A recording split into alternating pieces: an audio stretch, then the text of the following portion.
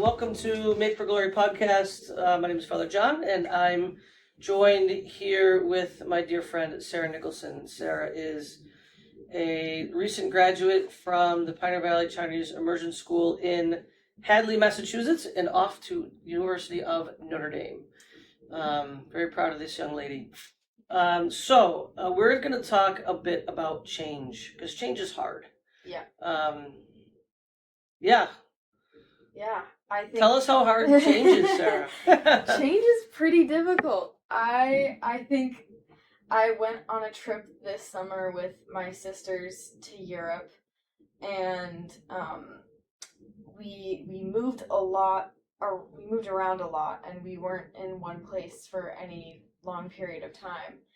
And I think I discovered in that trip how difficult change is for me, and how much I really enjoy being in one spot and being kind of in that secure place without movement and without people coming and going in my life. So I think that discovering that right before the summer before I leave for college was a bit of a weird and scary thing to discover. But I think that change can also be such a beautiful place for us to also learn trust. And as someone who I think struggles with trust in their relationship with God and in their relationship with others, I think that as much as I want it to be, I don't think trust can ever come from a place of comfort. I think that there has to be a need for reliance and a need for trust in order for us to learn it. And I think that change is such a beautiful opportunity, as scary as it is, and as difficult as it is. I think it can be such a beautiful and perfect opportunity for us to learn that trust. Yeah. I think, well, first of all, you hit the nail on the head when you talked about just what you learned about yourself. And I think and I mentioned this earlier and as we were chatting, but I've also mentioned this on this podcast before, the bishop's comment about becoming an I before a we. Become an I before a we, he said, because when you discover things about yourself, then you can make greater contributions to the church, to society, because you know a bit more of who you are, right? And so change, for example, with you learn something about yourself, and how much how beautiful that is in one sense, and probably nerve-wracking while you were in the middle of this whirlwind trip. Yeah. Right? Like, oh my gosh, I hate this place. I just want to go home. But you became, or you found, like, much more grounded in an identity of who you are. Like, I know this about me now. Yeah. Right? Yeah. And it's, think about how beautiful that is. Yeah. And that's the I before a we. Yeah. Right? I know this about myself now. And so now I know how to challenge myself. I know what my comfort zone is. Right? And it's, what a gift that is. Yeah. As scary as you mentioned, change is, and change is scary. What's going to happen? Where are we going to end up? Who am I going to meet along the way? For an extreme extrovert like myself, I run right into the flames, because I who am I going to meet? Don't know, don't care. Just go. Just go. Yeah. Don't ask questions. Just go. Yeah. Which in the course of my life, of course, has not always panned out very well. But even in that, there's self-discovery. Yeah. Right? And okay, I needed to think that through, and I didn't.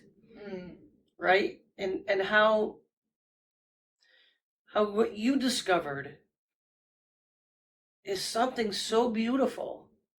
Because this is kind of the whole point of this podcast, or this ministry, is helping young people, and even myself discover more of a sense of identity of who you are in the eyes of God, and what are the gifts that you bring to the table, and what are your weak points, or the rough edges that need smoothing out, and all of it is geared towards that self discovery.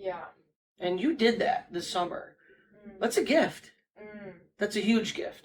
Does that make sense? That makes so much sense. And I think that even in discovering that about myself, there was so much more camaraderie between my sisters and I.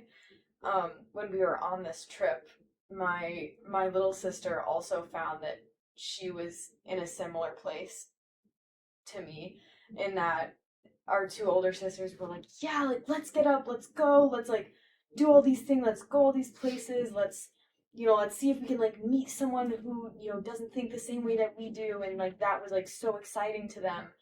And I think that even to go back to like the trust, I think that there was like such a close bond of trust formed between me and my little sister, because we were both in a place of such instability and such change that we needed someone to rely to lean on. Yeah. And we needed, and rather than have that place of home be, my actual house or my whole family, I was really able to find that in my sisters, and able to find that, like, okay, I literally don't know what country we're going to today, but I'm going to be there with us four, and we're going to all be there together.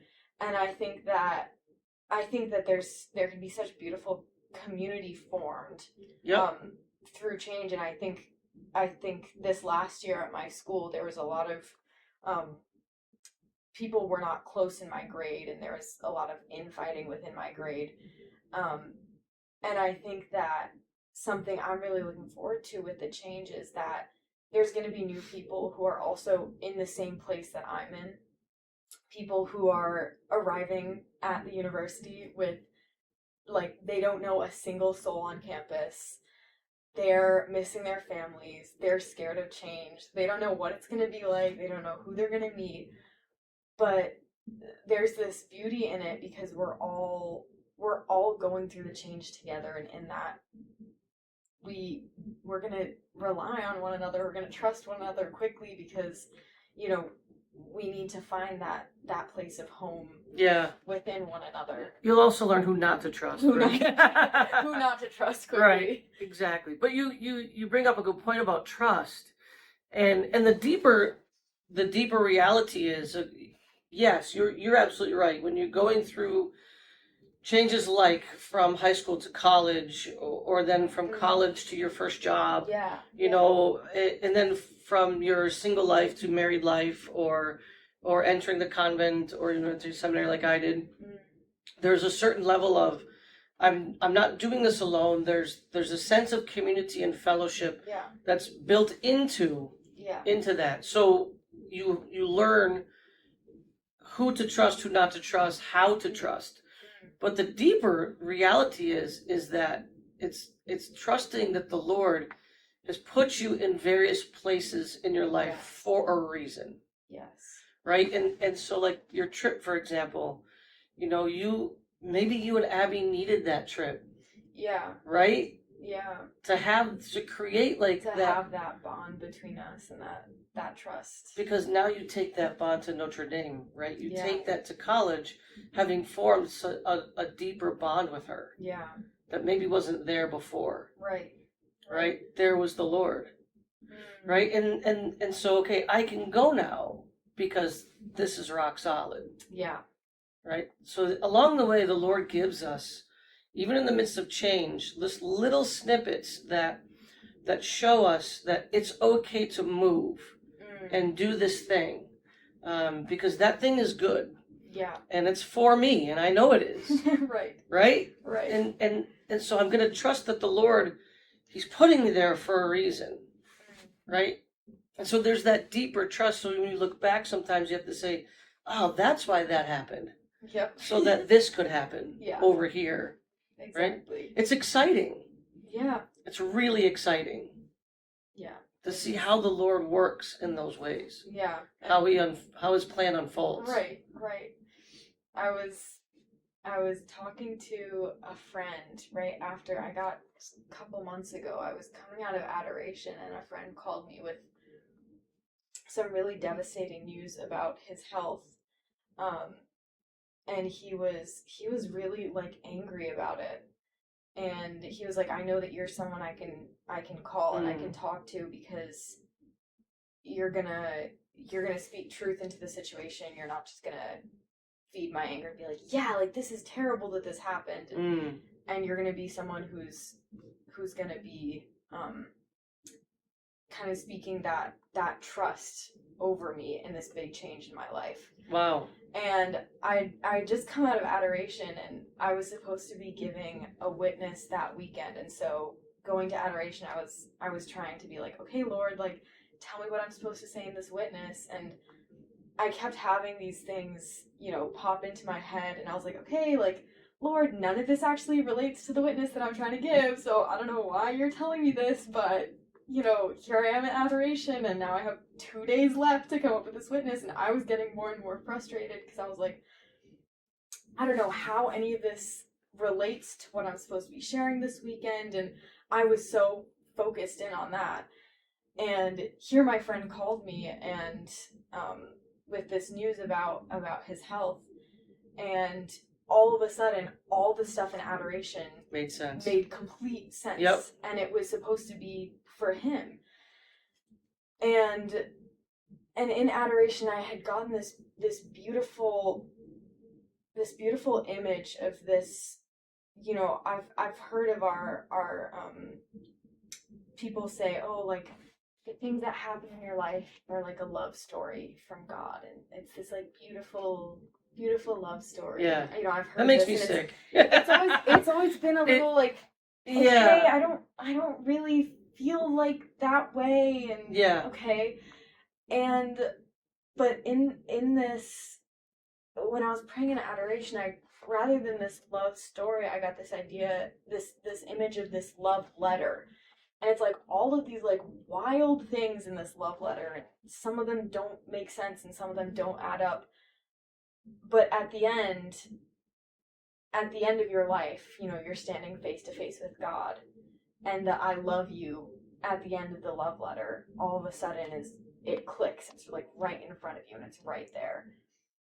And so I'm on the phone with him, and I'm telling him this, and he was like, I have no trust right now that God has got me in this. Like, none of this makes sense. And as I was talking to him about all these things that had come up to me in adoration, and this whole idea of like the things that we're going through right now, we can't see the bigger picture. We can't see the whole letter. But at the end, like when I look back, when I was in the middle of my trip, I was like, this is an absolute nightmare. Like all my sisters are having fun. I don't know I'm miserable. I don't know what the hype is. I'm exhausted. I'm hungry. Like, I don't want to be here. I want to be home. And at the end of it, when me and my little sister got on the plane together, we're just like sitting there like holding hands before takeoff, and I was like, wow, like I love her so much. Aww. And it was like that I love you at the end of it all of a sudden like meant that much more. And I think in the same way, all of the change that we go through and all of the difficulty in our lives makes that I love you at the end mean that much more and be that much more precious, because it wasn't just a love through all the pretty things, all the lovely moments. Yeah. It was like, no, I love you because we were like sitting in the middle of Italy together, sitting on the ground because our feet were sore. Like, it was, it wasn't all the Instagram pictures of the gelato and all the pretty clouds. It was running from one airport to the next. It was, I love you because we made it through customs in 15 minutes. Right. Oh my God. I still can't believe you made it. I can't believe that's you crazy. made it either. And I think that in that change, just like how I was telling this friend of mine, in that change, you know, the trust is formed even deeper if we let it be. Yep.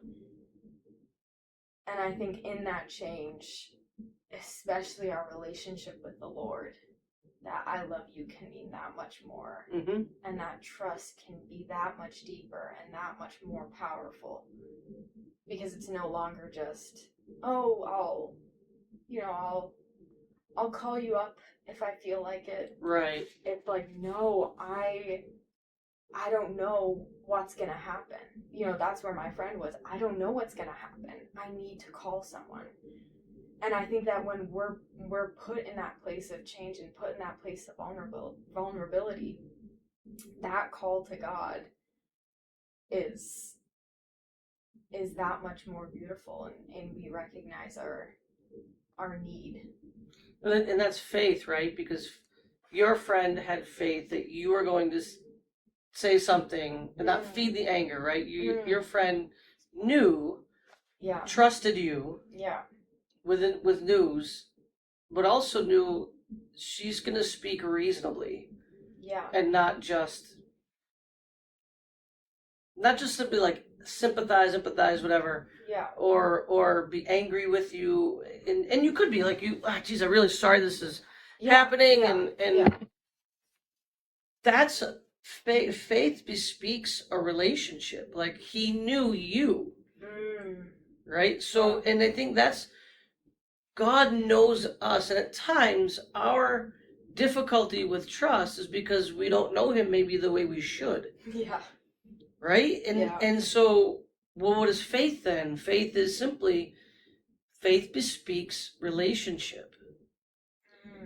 And that faith isn't just about, I believe God exists. Right? There's an element to that, right? But it's more than just the belief that God exists. Faith bespeaks a relationship. I don't just believe he exists, I have a relationship with him. So when I'm hurt, when I'm struggling, it isn't just about calling on the Lord because of the hurt, because of the struggle. It's in the joy, the sorrows, the ups and downs. It's not just calling on him in need. It's walking with him every step of the way. Whether it's something exciting or something difficult, or the news of a difficult diagnosis, it's okay. And it's kind of what I was saying earlier with you, is about the movement of our prayer away from ourselves towards God. Just like your friend moved away from himself, right? And sought out sound advice or sound comfort, right? And that's when our prayer moves away from ourselves and that selfishness, I need, I want, I deserve, right? It becomes, A, as I said earlier, lighter, but B, that's where we begin to trust. That makes sense? That makes sense. I like that. It's not easy. No. And no one said, I mean, Jesus didn't say, pick up your lawn chair and follow me, right? He said, take up your cross. And the cross is often equated with trust. Like, the Lord is going to get me through this difficulty. It's not that I walk alone. He walks with. He walks with, side by side. And so the difficulty isn't so much, the weight of it isn't felt as much, because you know that you're strengthened by the presence of the Lord in the midst of whatever the changes are, whatever the struggle is. It's, so we're talking about change. So right now the difficulty is change. Okay. Well, faith bespeaks that relationship, that trusts. This change is right for me. And this change will bring good. And this change will bring glory in some form. And in some way in your young life, it's going to help you become more the person he created you to be. You're going to discover more about what your actual vocation is through this next step. right? It's a step towards the next step, towards the next step, right? Yeah. And I think that in that change, there's just so much more opportunity for the Lord to work when I think when there's less expectation. Yeah, totally. You know, like it's such a change that I can't go into it with much expectation. And so there's so much more space for the Lord to bring these things to my own.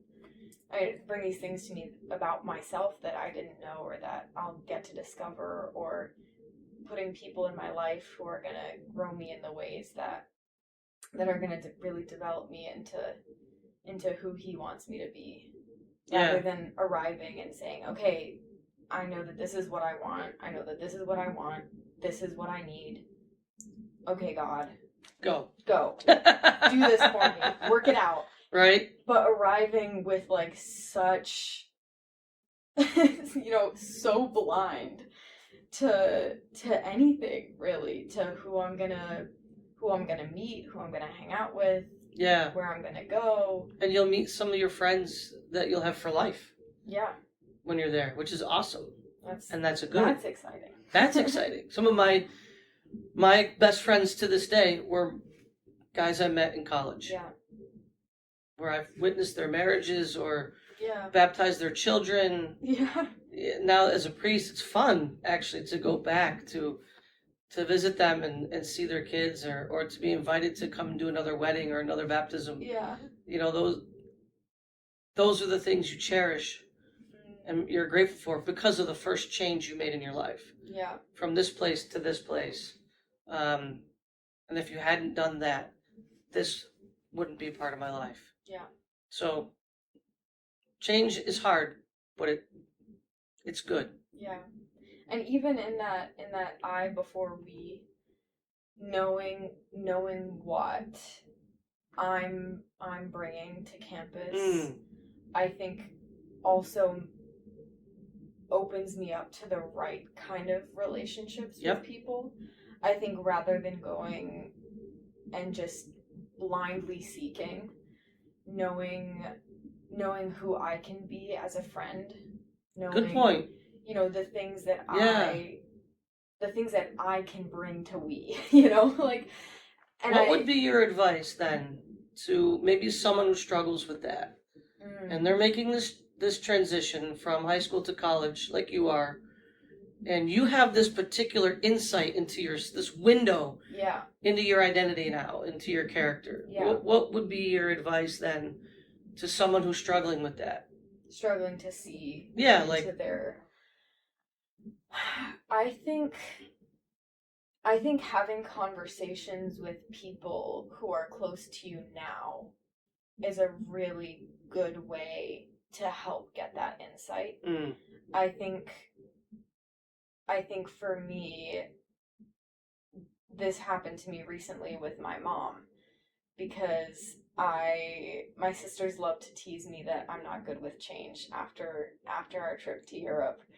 And I was feeling so terrible about it, and I was so upset with myself that I couldn't be like my sisters and be excited, just completely excited, having no reservations about this idea of moving or about the idea of travel. Like, all of them love travel, and I was like, I don't know what's wrong with me that I just don't feel like they feel about this. And I think that my mom could see that it was kind of bothering me, that I was getting frustrated by this. And so she said to me, she was like, but Sarah, you see the way that you love people is like you're trying to bring them that home that you love so much. And so the way that I'll like greet my sisters when they come in, or the way that, in a group of people, I'll try and make other people feel comfortable in the group. And I mean, like, other people bring other things to the group. My sisters bring some of my sisters will bring more like excitement to the group and really get everyone going and doing these fun things, and that's a gift as well. They're equally as good and as beautiful and as created by God in each of us. But she was like, there's such a beauty in the way that you try and make people feel at home the way that you love to be at home. The way that you love that feeling of not going new places, of just having that comfort. The way that you love people is you trying to bring them into that comfort. What a beautiful insight. I was like, wow. Mom, oh my goodness. And she was like, so we were on vacation with another family friend, and every day after we came home, I'm very much like a physical touch, affectionate kind of person. So we get home after a day of hiking or whatever, and I'd go around and I'd make sure everyone had a hug that day. And some of the people on the trip were not so physically affectionate, and they'd be like, okay, Sarah, like, that's enough, And so I kind of thought of it as like, it's definitely annoying some people, whatever. But my mom was like, no, that's so beautiful, the way that you try and make sure everybody has that feeling of comfort. That's a gift. And I really hadn't recognized it as a gift in myself before, because it had been like this, like I'm not like my sisters in this way. Yeah. They don't do this, and so it's the wrong thing. And that's, I think, something that a lot of young women struggle with, but guys too, is that comparison. Yeah. Right? Which is maybe a topic for a whole other podcast. But but just that, like, oh, I don't have this gift, so I must be miserable, or I must or be. It must be not as good as right. good of a gift, or it must be the wrong gift, or right? Because it's not her gift, mine can't be a gift as well, Right. And so I'd give that advice to people if you're struggling with seeing those kind of gifts within yourself, to talk to the people who know you well, and talk to the people who have seen you in different relationships and who love you, because oftentimes they're able to witness things right. about yourself that you might be blind to, or that you might see as like, oh, I'm kind of an annoyance going around saying, anyone want a hug? And I thought I was laughing about it. I was like, I'm definitely being a pain right now. You give the best hugs. I'm not gonna lie. Thank you. I'm not gonna lie, and I'll never turn it down. Just, you are such a delight.